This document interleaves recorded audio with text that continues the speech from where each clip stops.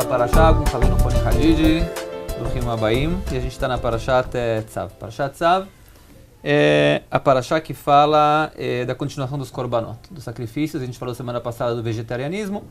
Alguém me escreveu uma carta muito simpática, como a gente é violento e etc, etc. Eu apaguei porque eu não gosto da maneira como foi escrita. Então, a maioria das pessoas entenderam nossas intenções, acho também. Mas tudo bem. É válido. Não tínhamos também. intenção de afetar e prejudicar e amolar nenhum animal. Não. Essa foi toda a intenção de falar. Mas quem quer ouvir errado, ouve errado de qualquer maneira. Não adianta. Você pode explicar 20 mil vezes que vai entender a mesma coisa.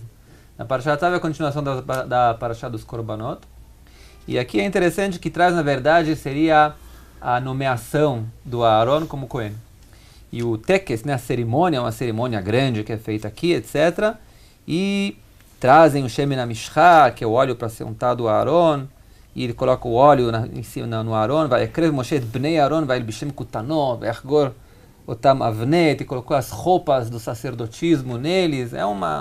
Deve ter sido uma cerimônia muito impressionante, que é colocar o irmão como chefe do sacerdotismo no povo de Israel, que é talvez um dos pontos da aproximação mais fortes que uma pessoa pode chegar até Deus, até o ponto, né, mesmo no segundo templo, quando tinha já bastante bagunça, vamos dizer aqui na terra de Israel, que as pessoas compravam o sacerdotismo lamentavelmente no templo, todo mundo entendia qual é a posição, né, o mérito que tem de ser um sacerdote.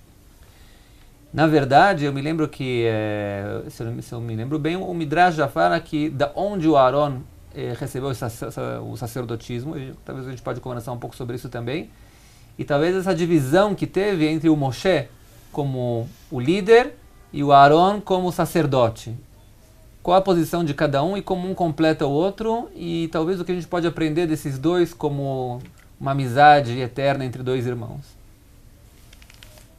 Sim, os dois irmãos é um tema que já existe na Torá há muito tempo, se esse é o assunto que você quer explorar ele, e a Torá começa de maneira dramática, falando de um homicídio entre um irmão e outro, que é Hevel e Caim, Caim e Abel, e é um assunto no Sefer Bereshit muito tenso.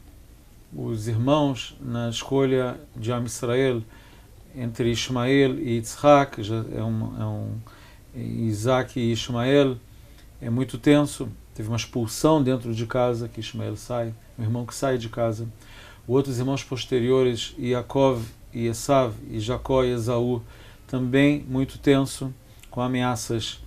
Vamos dizer que não é o bairro mais pacífico do mundo, o cenário da Bíblia em relação aos irmãos. E sempre a discussão foi exatamente essa, ou seja, quem vai ser o continuador, quem vai ser a pessoa que vai trazer o nome de Deus no mundo? Sim. Que irmão vai ser a pessoa que vai continuar? O concerto dos irmãos já começa com Yosef. Depois que o Yosef é vendido, que é outra crise que aconteceu entre irmãos, foi um tikkun, foi um concerto no final do Sefer Bereshit, que fecha já um ciclo de irmandade entre os irmãos que começou mal com o início da Torá. Já esse ciclo já se fecha com Yosef e os irmãos, com a reconciliação da família de Jacó. Que isso tem um lado de tikkun, tem um concerto na criação que começou mal, começou com quebra, e isso já se harmoniza já no final do Sefer Bereshit. Sendo que Aaron e Moshe já é um nível até muito mais alto, não é só uma reconciliação, se vê neles um shituf, uma cooperação muito grande entre os irmãos, em todos os aspectos. É interessante que se vê isso também na própria nomeação do Moshe, como ele ficou com medo que o Aaron vai ter inveja dele. Inclusive ele fala para Deus, eu não quero que você me mande, eu quero que você mande Aaron. Aaron é o irmão primogênito, ele já teve também profecias no Egito, eu quero que você mande ele, não eu, como quem dizendo, será que a gente já não sofreu bastante o suficiente na nossa história entre brigas de irmãos para colocar mais uma briga nessas? E o próprio Deus fala para ele, não, o Aaron vai sair na tua direção, verá, ave samach belibo.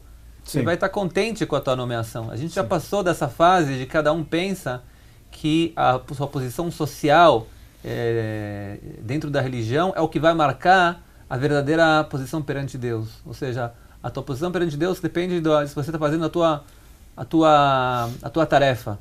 e não se você está em quantos pontos você tem, qual é o teu uniforme, quantas dargot, né? Que nível você tem marcado, que diplomas você tem.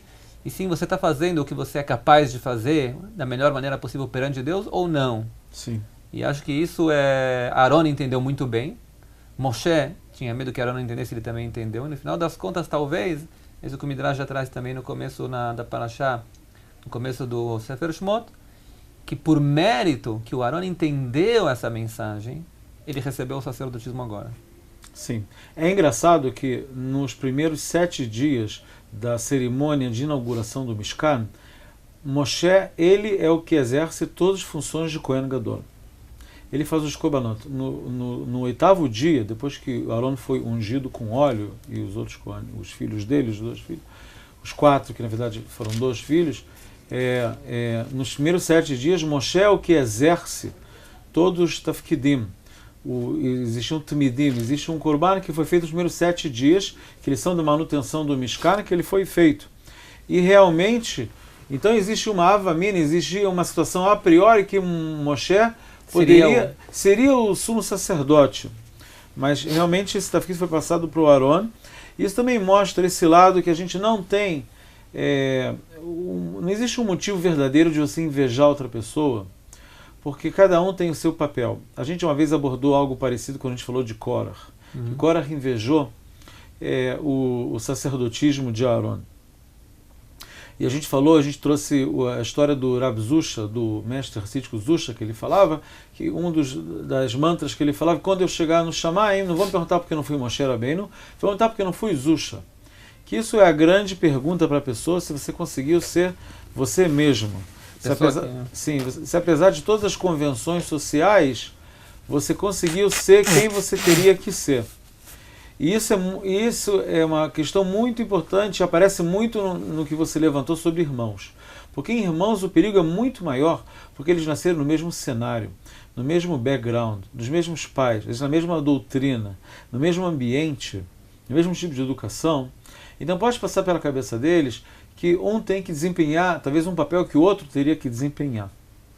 E isso vai de encontro exatamente o que a gente está falando aqui, de você chegar ao seu verdadeiro propósito. E não um destino. Porque às vezes um destino de irmão é ser igual ao outro. Ou às vezes um se espelha muito no outro, ou ele idolatra o outro. E pode ser uma ilusão de ótica muito grande de eu achar que eu tenho que ser igual ao meu irmão. Que o irmão é a coisa mais próxima, é o condicionamento maior que a pessoa pode ter de algum exemplo que ele está tendo na vida. O irmão, mais do que o pai, porque o irmão às vezes está num nível bem próximo. E como, por exemplo, como Moshe e Aaron, um tinha 83 anos, outro tinha 80, quando eles estavam na frente do Paró. Então, eles eram quase na mesma idade. Eu acho que talvez eu não posso deixar de lado talvez a parte atual, né, que a gente escutou há pouco, o ataque terrorista que teve agora na Bélgica. Eu acho que isso pode se acrescentar tanto no ponto singular, como a gente viu no povo judeu, também a gente pode abranger esse elemento que a gente falou agora também mundialmente também. Ou seja, na minha opinião, né, uma pessoa que é capaz de entrar no aeroporto e explodir em nome de Deus, como ele diz, está claro que ele não entendeu nada. Ou seja, ao ver dele, a religião é uma coisa, é uma luta entre todo mundo para quem está certo. A gente está numa luta constante de quem está certo. Como a gente está certo, a gente tem que acabar com todo mundo que não está certo, e essa é a sua visão de luta. Ou seja, não tem um ponto aqui como eu posso trabalhar a Deus, como eu posso trazer alguma coisa de boa para o mundo, como eu posso acrescentar paz, como eu posso influenciar. A luta é, mais uma vez, se a gente olha a humanidade toda como irmãos, né, que é o que a gente quer, no final das contas, olhar, a visão é aqui quem está no primeiro lugar, quem é o vencedor, Se essa visão realmente acaba chegando ao que a gente chegou essa semana. Se a visão fosse uma visão, ao meu ver, mais judaica, ou seja, não quem está vencendo, quem está trazendo mais energias positivas de Deus para o mundo, todo comportamento seria diferente, seria distinto, uma coisa completamente diferente, na minha opinião. Eu acho que isso que deveríamos se aprender, na verdade, no que a gente está vendo hoje em dia, é exatamente a Ivut, como se fala Ivut? É a distorção mais extrema que pode ser feita da ideia de trabalhar a Deus, como que dizendo quem está no primeiro lugar, né? Você vê que o próprio Yehudá entendeu isso. Yehudá entendeu que Ele é rei, Yehudá é o rei. Binyamin é um garotinho pequenininho que nasceu no final de todo mundo, o menor de todos. Ele entende, ele como rei, tem como missão guardar o pequeno e não dizer, eu sou o rei, agora então eu vou matar todo mundo porque eu tenho que trabalhar a Deus. Sim. E vocês não. Sim. Mas a gente vive no mundo da mentira ainda, né? Então acho que o mundo vai continuar atacando ainda os maus, os bons, e vai continuar apoiando os maus até que, não sei lá eu, que Deus coloque ordem nesse mundo, porque a gente tá difícil. Bezerra Hashem. Que a gente tenha todo mundo um Shabbat Shalom então, com paz e com Bessorot Tovot, com só boas notícias. Tudo de bom. Amém.